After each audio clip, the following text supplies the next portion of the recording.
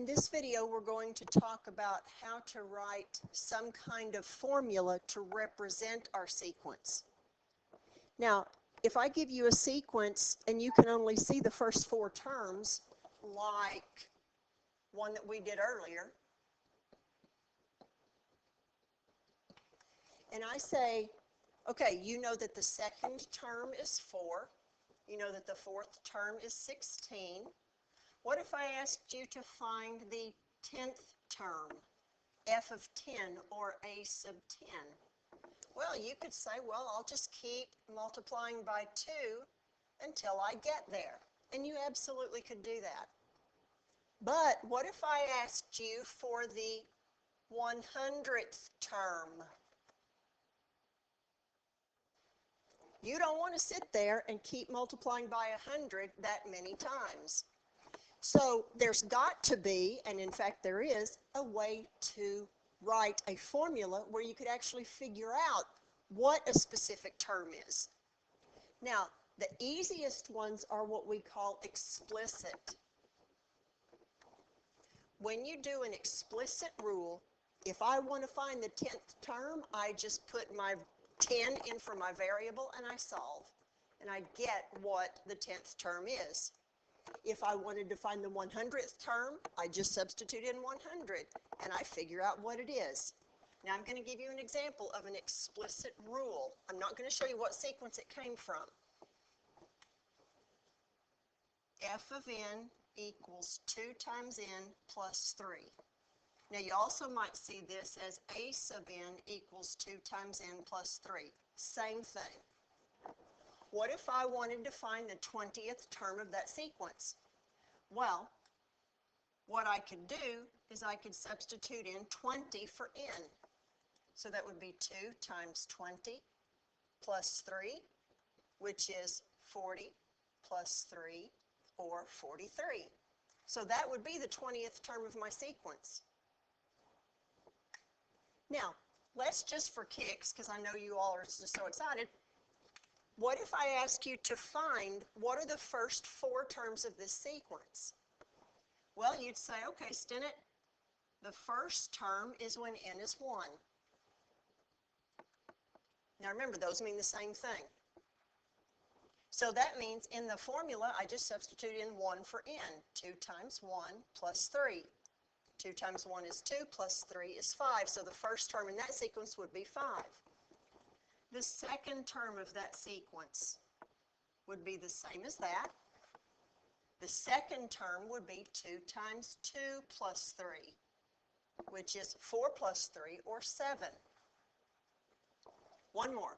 The third term of that sequence would be 2 times 3 plus 5. Not plus 5, plus 3. 2 times 3 is 6, 6 plus 3 is 9. So it's really easy to find any term. If I want to find the 100th term, fine. I'll put in 100.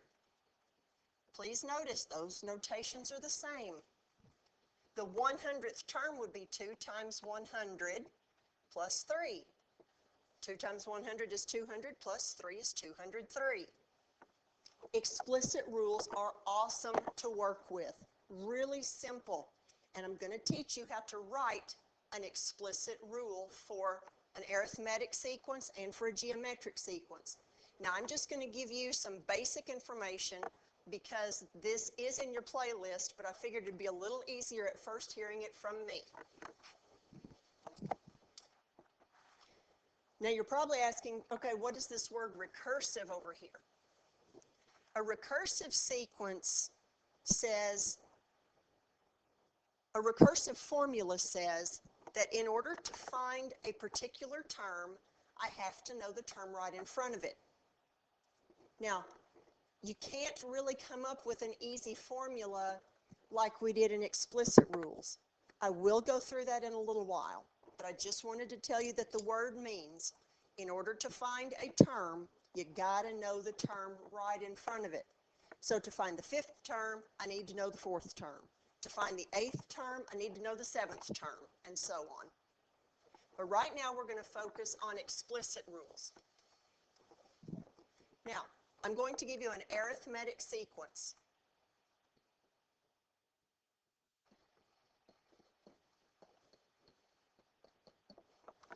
Now remember, an arithmetic sequence means you add to get from one term to the next, the same number.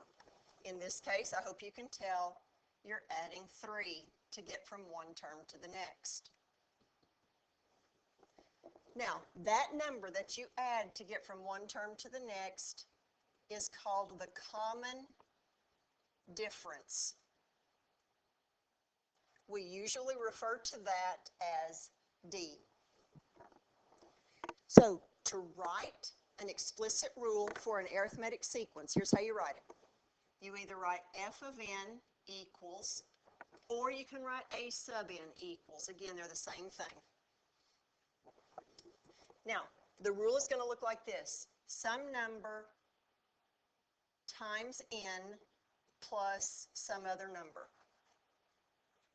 Now, the number that goes in the first blank is this common difference.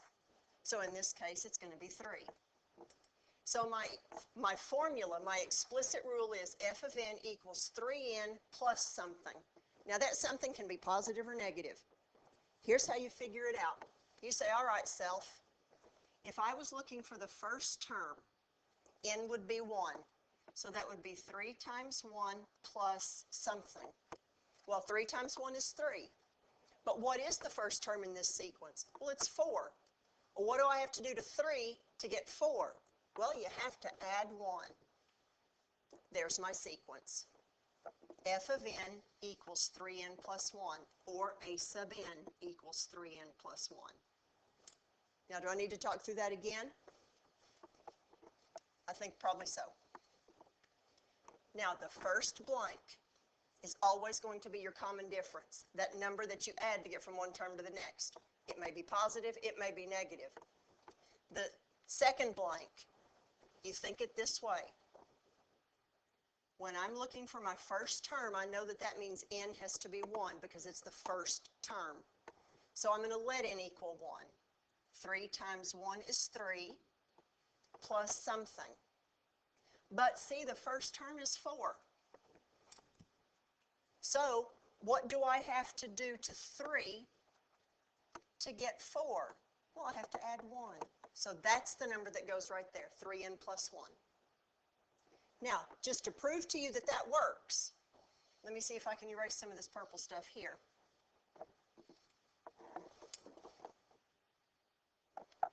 What if I wanted to find the 5th term?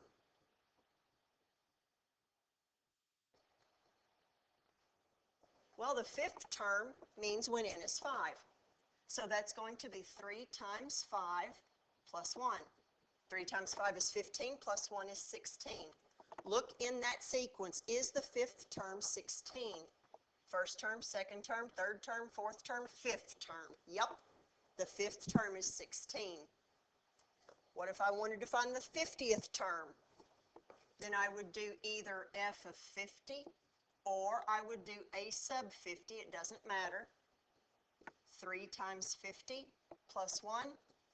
3 times 50 is 150 plus 1 is 151. That would be the 50th term of that sequence. That's how you find an explicit rule for an arithmetic sequence. Let's try one more. Here's an arithmetic sequence. What do you do to get from one term to the next? Well, you subtract 2 or add negative 2. So negative 2 is my common difference, or D. So to write my function, my explicit rule, remember I got to fill in 2 blanks. It's something times n plus something else. The first blank is my common difference. Now my second blank, this is the hard part. In my first term, now take a look, my first term is 12. In my first term, that means this n would have to be 1 for the first term. So the first term would be negative 2 times 1 plus something. Well, negative 2 times 1 is negative 2 plus what will give me that first term of 12? Well, you can add 2 to both sides of that and you get 14. So 14 is the number that goes there. Now, let's see if this works. What is the fourth term? F of 4 or a sub 4? Well, that would be when n is 4. Negative 2 times 4 plus 14. I just plugged in 4 into the formula for n. That's negative 8 plus 14 is 6. Is 6 the fourth term of this sequence?